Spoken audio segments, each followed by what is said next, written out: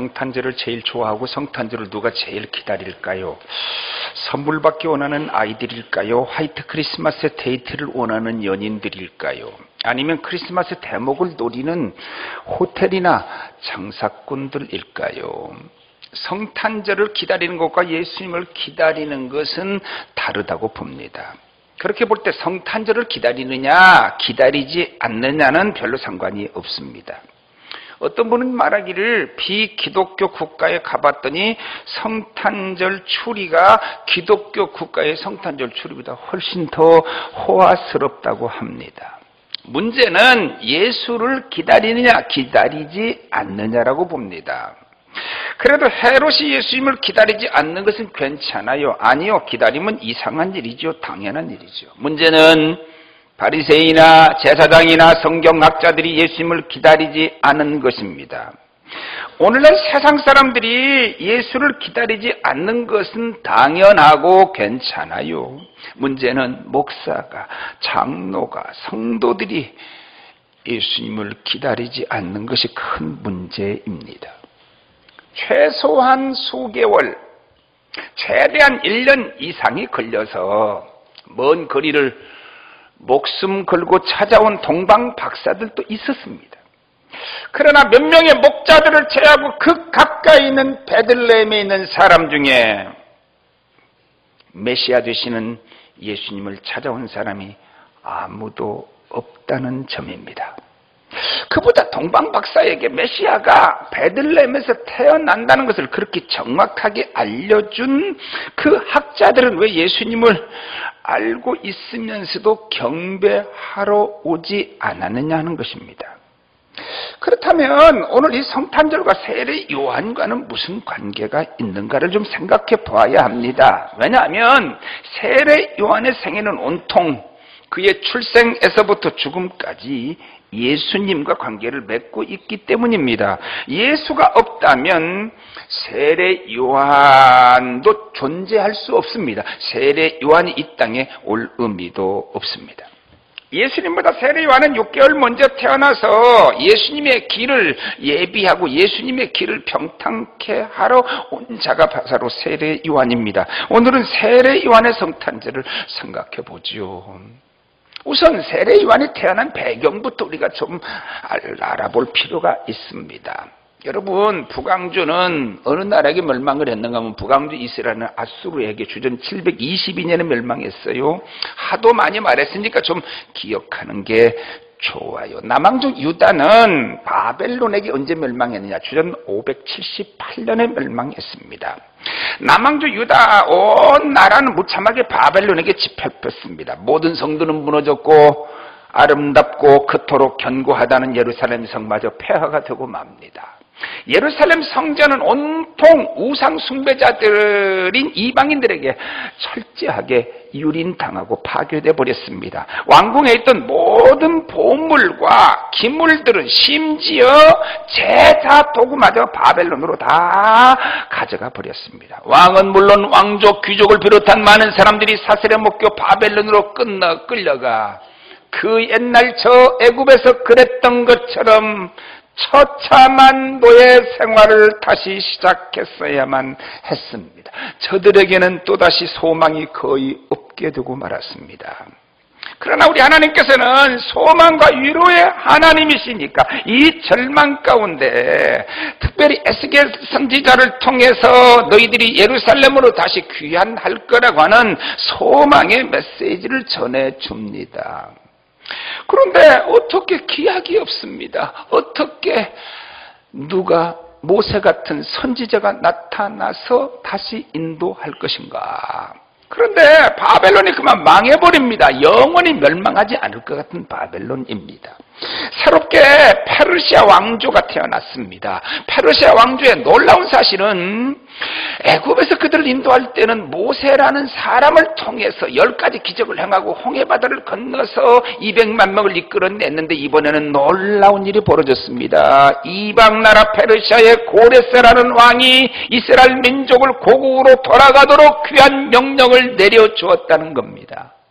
제가 성경을 연구하면서 이방인의 왕 고레스가 세상에 어떻게 예수님의 그림자가 될 수 있는가 하는 점은 제가 신학교 시절에 정말 놀랐습니다. 결국 이스라엘 백성들은 고레스의 귀한 명령에 의하여 그렇게도 그리워하던 땅 가나안으로 다시 돌아오게 된 것입니다. 그러나 약속의 땅 가나안을 돌아보니 모두 황무지로 변해버렸습니다. 아름다웠던 예루살렘 성은 짐승들의 거처가 다 돼버리고 말았습니다. 저들은 또다시 큰 실망 가운데 주저앉았는데 고레스가 이들을 보내면서 나무까지 보내서 성전 수축까지 도와주었는데, 그렇게 기도할 때는 언제였는데 하나님이 이런 전적인 하나님의 능력으로 되돌려 왔는데도 그들은 성전을 짓다 말고 지집짓기에 바빠서 성전 수축을 포기하고 중단된 상태였습니다.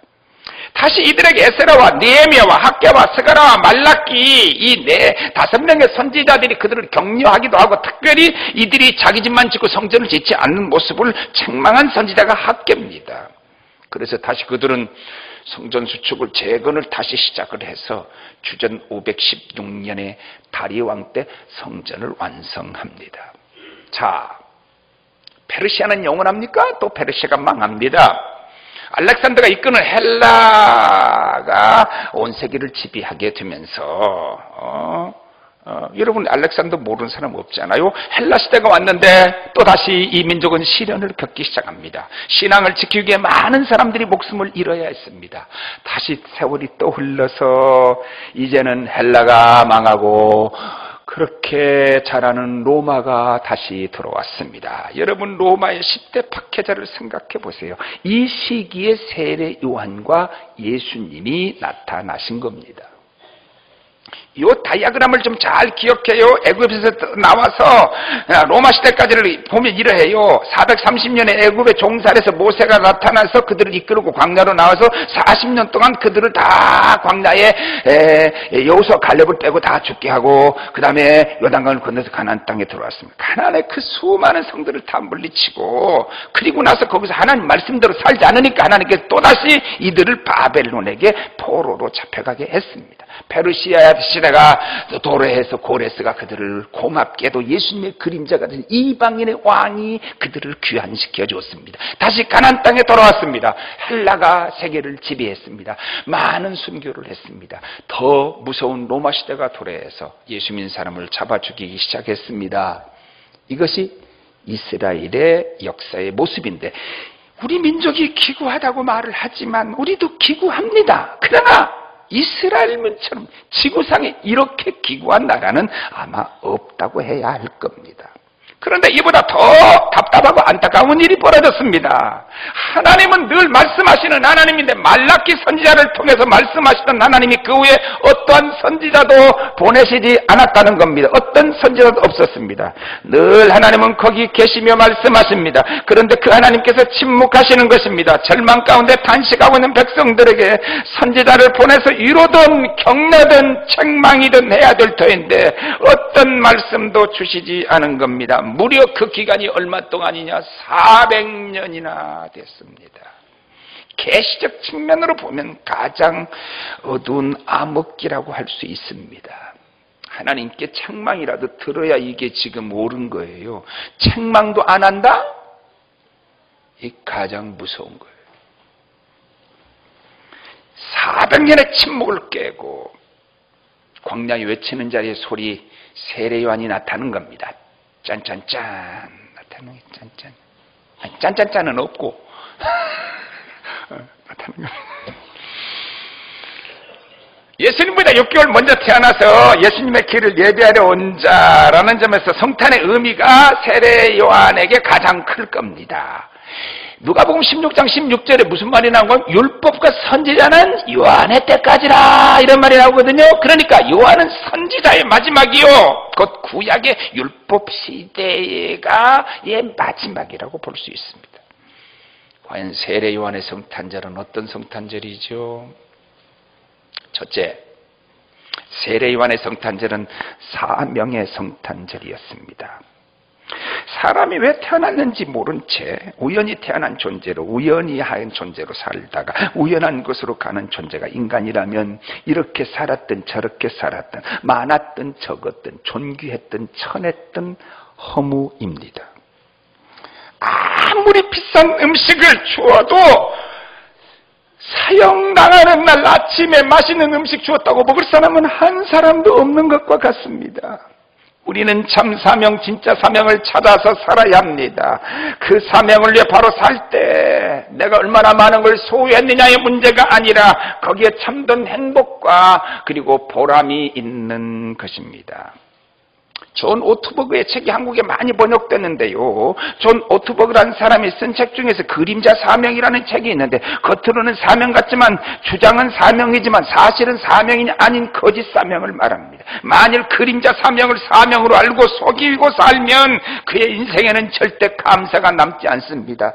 적든 많든 상관없이 후회와 원망과 허무만 남습니다. 많아도 허무합니다. 많고 허무해도 허무한 겁니다. 조금 가지고 허무한 사람은 더 불쌍한 사람입니다.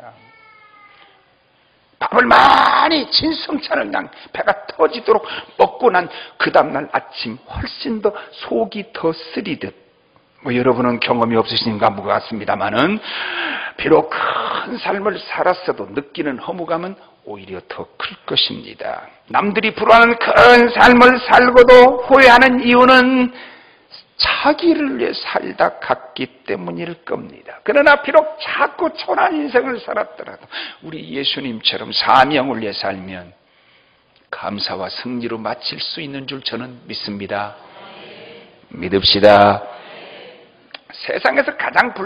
세상에서는 가장 불쌍하고 하나님 앞에 가장 아름다운 자가 있다면 순교자입니다.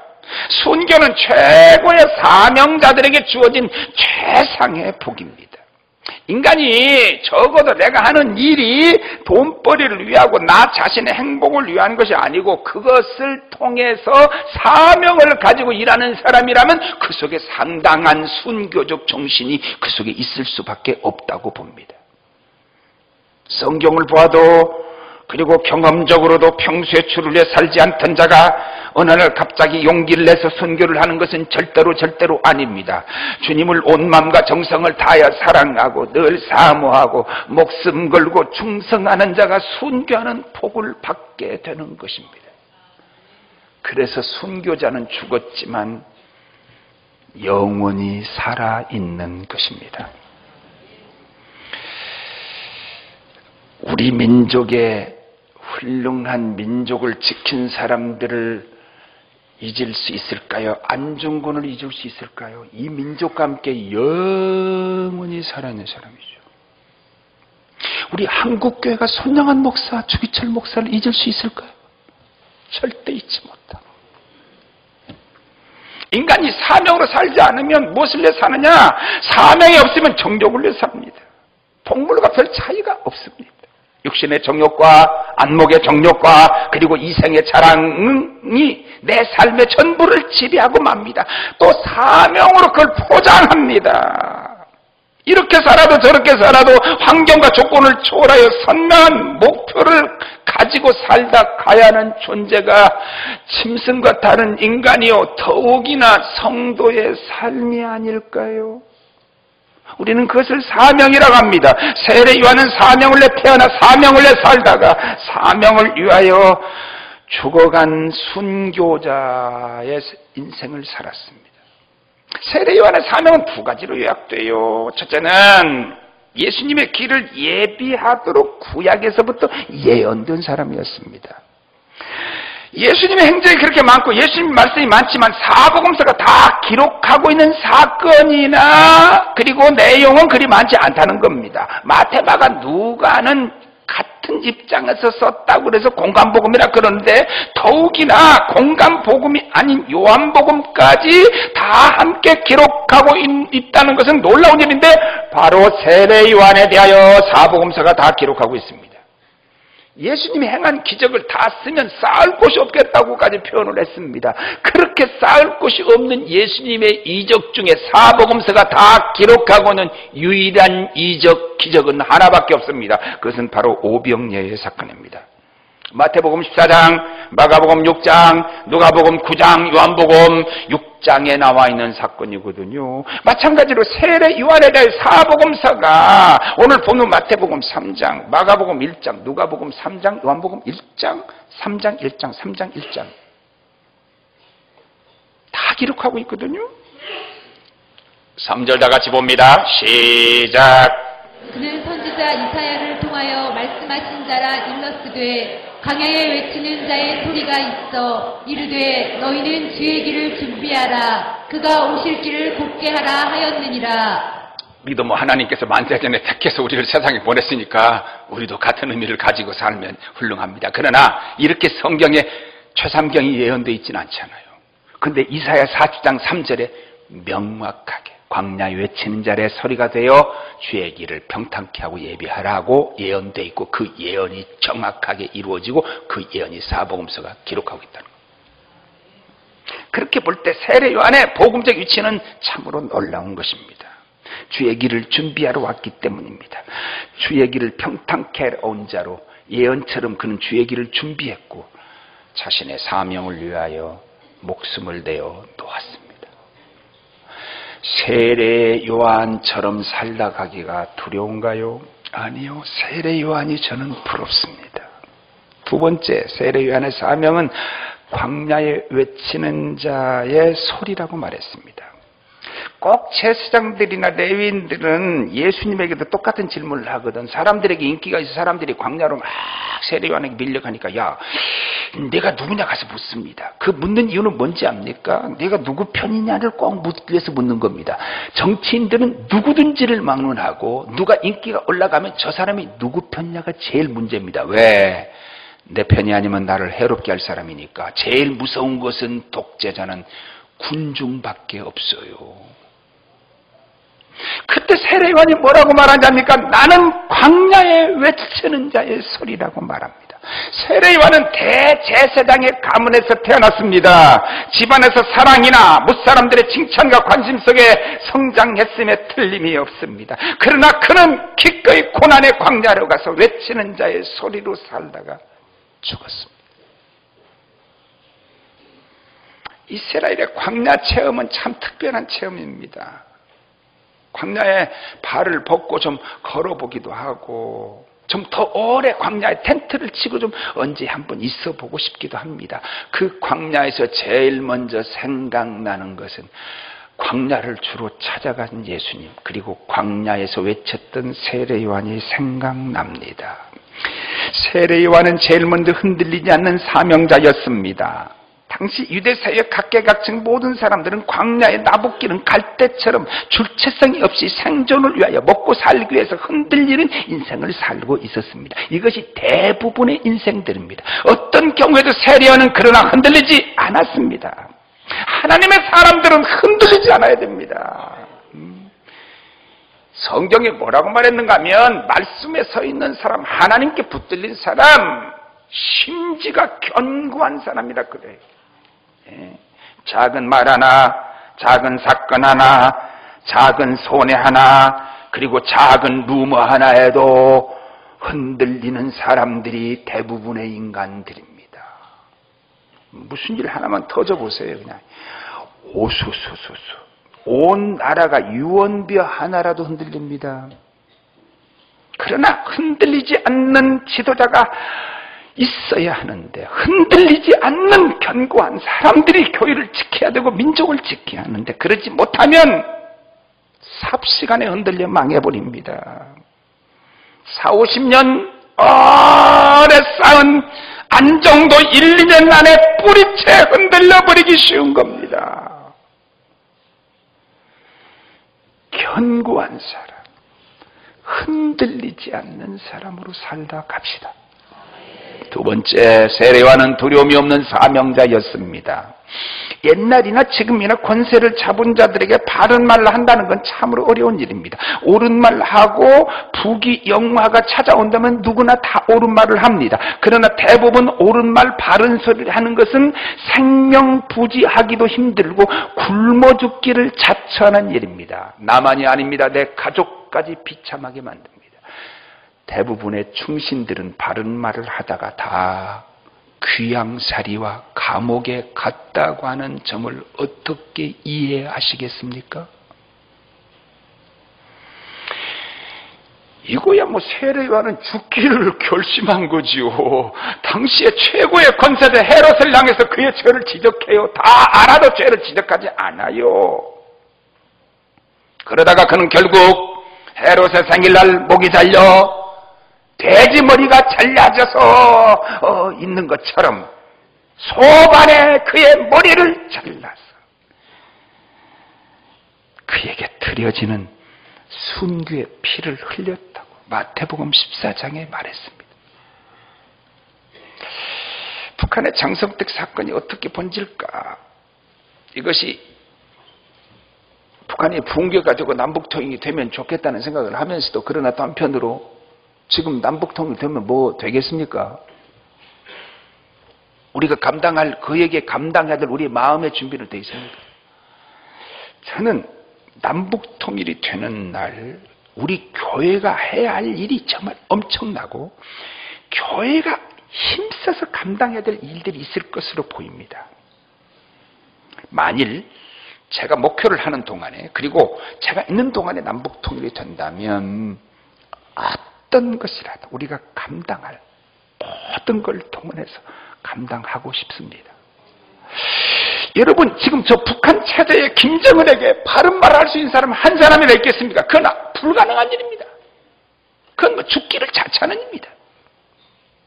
사람들 중에는 자기 아집과 고집과 편견과 심지어 자기 이기심과 영웅심과 심지어 자기 죄까지 가리기 위하여 사명으로 포장하여서 사명처럼 바른 말을 나는 하는 사람이라고 말하는 사람들이 종종 있습니다. 그건 아주 악한 짓입니다.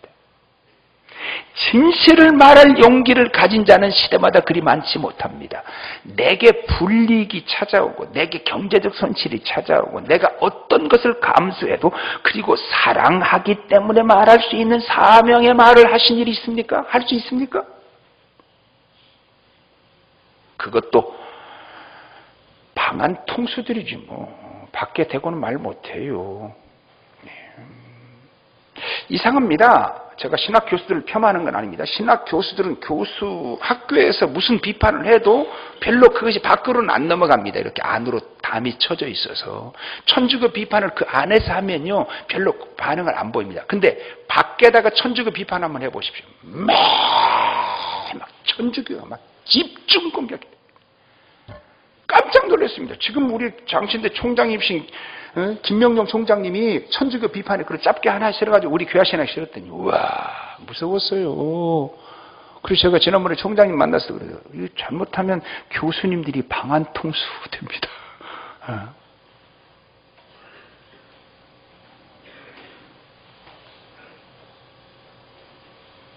안 되는 건 끝까지 안 되는, 언제나 똑같은 자기 변호를 위한 바른 소리 말고 진리를 위한 바른 소리 하는 성도 되기를 바랍니다.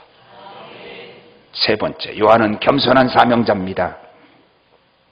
세례요한 스스로 뭐라고 말했는가 하면 오늘 14절을 다 같이 봅니다.